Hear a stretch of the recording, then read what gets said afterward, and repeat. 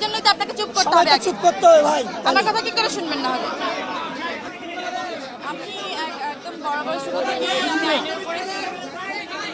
আমার আইনের উপরে বিশ্বাস ছিল, আমি শ্রদ্ধাশীল ছিলাম, এখনো আছি।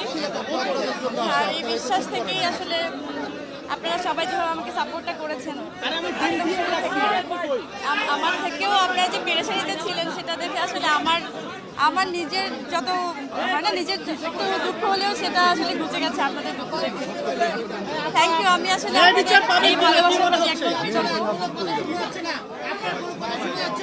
সেজন্যই তো আপনাকে চুপ করতে হবে। চুপ করতে হবে ভাই, আমার কথা কি করে শুনবেন না হলে?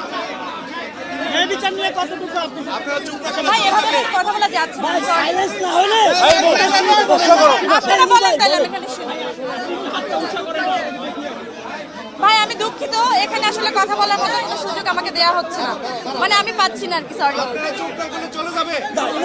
ইমু ভাই কথা বলছে, ইমু ভাই কথা বলছে, দাঁড়ান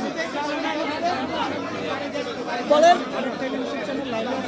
বিচার নিয়ে আপনি কতটুকু আসে বলেন।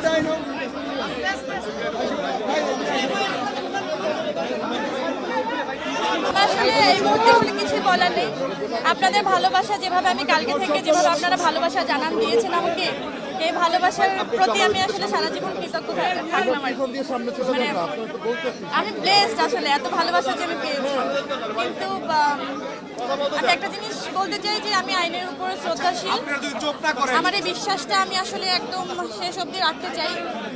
আমি বিশ্বাস করি আমি আসলে ন্যায় বিচার পাবো, আর আপনারা আমার সাথে থাকবেন। এই ভালোবাসা নিয়েই আসলে আমি জিততে চাই ইনশাল্লাহ। এই সম্পর্কে আসলে সবাই অবগত যে আমি যে মামলাটা করেছিলাম তার ঠিক 2.5 বছর পরে উনি পাল্টা একটা মামলা করেন, যে মামলার জন্য আজকে এই যে আমাকে কালকে হচ্ছে গ্রেপ্তারি পরোয়ানা জারি করা হয়, ওয়ারেন্ট হয় আমার নামে। এবং আমার খুব বিশ্বাস ছিল যে আমি আজকে আসবো। আপনারা যেভাবে সবাই আসলে আমাকে সাহসটা জুগিয়েছেন যে আজকে জামিন নিতে আসবো এবং আমি জামিন পেয়ে যাব, আপনাদের এত ভালোবাসা নিয়ে আসলে আমি বাড়ি ফিরছি। এরকম একটা জয় নিয়েও যেন আমি বাড়ি আসলে ফাইনালি ফিরতে পারি, আপনাদের ভালোবাসার সাথে থাকতে পারি, আমার জন্য দোয়া করবেন।